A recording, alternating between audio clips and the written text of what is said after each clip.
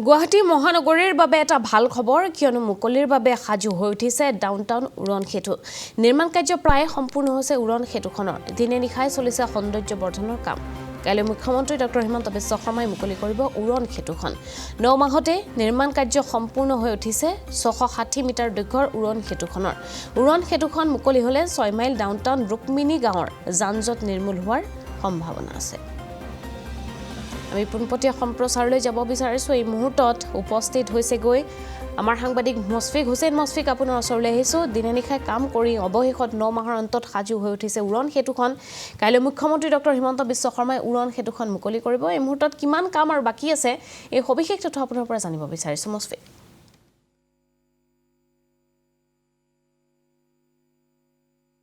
হিমাশ্ৰীৰ মাজত মাত্ৰ আৰু এটা দিন বাকি আৰু কাইলৈ দিনটোত মুখ্যমন্ত্ৰীগৰাকীয়ে ৰাইজৰ বাবে মুকলি কৰি দিব ৰুক্মিণী গাঁৱৰ যিখন উৰণ সেতু মই বৰ্তমান সেই উৰণ সেতুখনত আছোঁ আৰু মই প্ৰথমে ND24 দৰ্শকসকলক মই অকণমান দৃশ্যখিনি দেখাই লওঁ খুব সুন্দৰভাৱে আপুনি যদি চাই হিমাশ্ৰী দেখিব ইয়াত খুব সুন্দৰভাৱে সৌন্দৰ্য বৰ্ধনৰ যি কাম সেই কামসমূহ এতিয়া চলাই থকা হৈছে আৰু প্ৰায় সম্পূৰ্ণ হৈছে বুলি ক'ব পাৰি এই উৰণ সেতুখনৰ নিৰ্মাণ কাৰ্য 4টা লেন আছে আৰু 4টা লেনৰ তাৰ ঠিক মাজতে এটা ডিভাইডাৰ আছে আৰু সেই ডিভাইডাৰৰ ঠিক দুই কাষে 4টা লেনযুক্ত এখন উৰণ সেতু আৰু এই উৰণ সেতুখন খুব সুন্দৰভাৱে নিৰ্মাণ কৰা হৈছে অনিল দাস কনষ্ট্ৰাকশ্যন কোম্পানীয়ে এই উৰণ সেতুখন নিৰ্মাণ কৰিছে তাৰ সমান্তৰালভাৱে আমি দেখিছোঁ যি ষ্ট্ৰীট লাইটৰ ব্যৱস্থা কৰা হৈছে আৰু খুব আটকধুনীয়া ষ্ট্ৰীট লাইট দেখিছোঁ কলা ৰঙৰ আমি ষ্ট্ৰীট লাইট দেখিছোঁ খুব সুন্দৰভাৱে এই উৰণ সেতুখন এতিয়া সজাই পৰাই তোলা হৈছে যি অন্তিম পৰক দিয়াত যিখিনি কাম সেই কামসমূহ বাকী আছে আৰু কাইলৈৰ দিনটোত মুখ্যমন্ত্ৰীগৰাকীয়ে ৰাইজৰ বাবে এই উৰণ সেতুখন মুকলি কৰি দিব কিন্তু আপুনি কোৱাৰ দৰে হিমাশ্ৰীয়ে এই উৰণ সেতুখন মুকলি হোৱাৰ লগে লগে কিন্তু ডাউনটাউন ৰুক্মিণী গাঁৱৰ যি যান-জঁটৰ সমস্যা দীৰ্ঘদিনীয়া যান-জঁটৰ সমস্যা সেই সমস্যা কিন্তু বহু পৰিমাণে হ্ৰাস হ'ব বিশেষকৈ আমি দেখোঁ ৰুক্মিণী গাঁৱত কৃত্ৰিম বান আৰু কৃত্ৰিম বান হোৱাৰ লগে লগে এই অঞ্চলটোত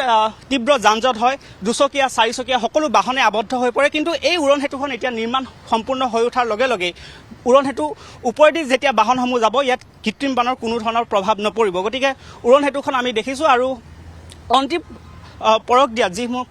কাম আছে সৌন্দৰ্য বৰ্ধনৰ যিসমূহ কাম সেই কামসমূহ এতিয়া কৰি থকা হৈছে 660 মিটাৰ দৈৰ্ঘ্যৰ এই উৰণ সেতুখন 9 মাহতে সম্পূৰ্ণ হৈছে আৰু আটাইতকৈ ভাল লগা খবৰ এইটোৱে যে ডাউনটাউন ৰুক্মিণী গাঁৱৰ যি যান-জঁটৰ সমস্যা দীৰ্ঘদিনীয়া যান-জঁটৰ সমস্যা সেই যান-জঁটৰ সমস্যা এতিয়া ইয়াতে সমাধান হ'ব আৰু আমি দেখিছোঁ খুব আটকধুনীয়াভাৱে ইয়াতে ডিভাইডাৰ দেখিছোঁ ডিভাইডাৰটো ইয়াতে ৰং তুলিকাৰে খুব সুন্দৰভাৱে অংকন কৰা হৈছে আমি ৰং তুলিকা দেখিছোঁ আৰু ঠিক তাৰ মাজতে ডিভাইডাৰো দিয়া হৈছে ষ্ট্ৰীট লাইটৰ ব্যৱস্থা কৰা হৈছে 4টা লেনযুক্ত ইতিমধ্যে এইখন উৰণ সেতু আমি দেখাইছোঁ দৰ্শকসকলক আৰু ঠিক আপুনি যদি চাই ইয়াতে চিত্ৰ অংকন ইয়াতে কৰা হৈছে বিভিন্ন চিত্ৰ অংকন কৰা হৈছে আৰু ইয়াত কিছু লোক আছে আমি অকণমান যদি সম্ভৱ হয় কথা পাতিবলৈ আমি চেষ্টা কৰিম আৰু খুব সুন্দৰভাৱে আমি ND24 দৰ্শকসকলকো দেখাইছোঁ মাজত মাত্ৰ আৰু এটা দিন বাকী আৰু এটা দিনৰ পাছতে মুখ্যমন্ত্ৰীগৰাকীয়ে কাইলৈ ৰাজ্যৰ বিশেষকৈ গুৱাহাটীবাসীৰ বাবে এই উৰণ সেতুখন মুকলি কৰি দিব আৰু এই উৰণ সেতুখন মুকলি হোৱাৰ লগে লগে ইয়াৰ যি যান-জঁটৰ সমস্যা নোহোৱা হ'ব আৰু বৰ্তমানলৈকে এই উৰণ সেতুখনৰ কোনো নামাকৰণ কৰা হোৱা নাই কিন্তু কাইলৈ দিনটোত অৰ্থাৎ মুখ্যমন্ত্ৰীগৰাকীয়ে মুকলি কৰাৰ লগে লগে হয়তো এই উৰণ সেতুখনৰ এটা নাম দিব গতিকে আমি অকণমান আগুৱাই যাবলৈ চেষ্টা কৰিম আৰু দৰ্শকসকলক আমি এই দৃশ্যসমূহ দেখাবলৈ আমি অকণমান চেষ্টা কৰিম খুব সুন্দৰভাৱে ৰং তুলিকাৰে এই উৰণ সেতুখন নিৰ্মাণ কৰা হৈছে যি সৌন্দৰ্য বৰ্ধনৰ যি কাম সেই কামসমূহ বৰ্তমান চলাই থকা হৈছে দিনে নিশাই সেই কামসমূহ কৰি থকা হৈছে আৰু আজিৰ দিনটোত সেই কামসমূহ সম্পূৰ্ণ কৰা হ'ব গতিকে এই যিখন উৰণ সেতু সেই উৰণ সেতুখনৰ নিৰ্মাণ কাৰ্য আমি সম্পূৰ্ণ হৈছে বুলি ক'ব পাৰোঁ আৰু এই মুহূৰ্তত দেখাইছোঁ খুব সুন্দৰভাৱে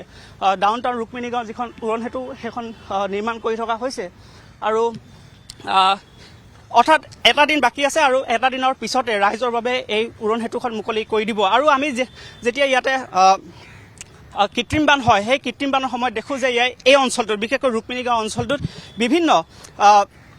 যান-জঁটৰ সমস্যাৰ সৃষ্টি হয়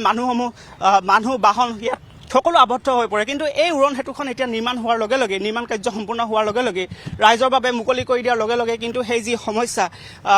দীৰ্ঘদিনীয়া যি সমস্যা সেই সমস্যা বৰ্তমান নোহোৱা হ'ব আৰু এই মুহূৰ্তত মই উৰণ সেতুখনৰ ওপৰত আছোঁ আৰু এই মুহূৰ্তত মই দৃশ্যসমূহ দেখাই গৈছোঁ ND24 দৰ্শকসকলক খুব সুন্দৰভাৱে ৰং তুলিকাৰে এই উৰণ সেতুখন নিৰ্মাণ নিৰ্মাণ কাৰ্য ইতিমধ্যে সম্পূৰ্ণ হৈ উঠিছে 4টা লেনযুক্ত এইখন এখন উৰণ সেতু আটক ধুনীয়া এখন উৰণ সেতু বুলি আমি ক'ব পাৰোঁ আৰু খুব সুন্দৰভাৱে ইয়াতে ষ্ট্ৰীট লাইটৰ ব্যৱস্থা কৰিছে তাৰ সমান্তৰালভাৱে ৰং তুলিকাৰে ইয়াতে অংকন কৰা হৈছে আৰু এই মুহূৰ্তলৈকে কিন্তু কোনো লোকৰ এই উৰণ সেতুখনত প্ৰৱেশ কৰিবলৈ দিয়া নাই আৰু প্ৰশাসনৰ ফালৰ পৰা সেয়া প্ৰৱেশ কৰিবলৈ নাই দিয়া কিন্তু কাইলৈৰ দিনটোত মুখ্যমন্ত্ৰীগৰাকীয়ে ফিতা কটাৰ লগে লগে এই উৰণ সেতুখন মুকলি কৰি দিব আৰু ইতিমধ্যে উৰণ সেতুখনৰ নিৰ্মাণ কাৰ্য সম্পূৰ্ণ হৈছে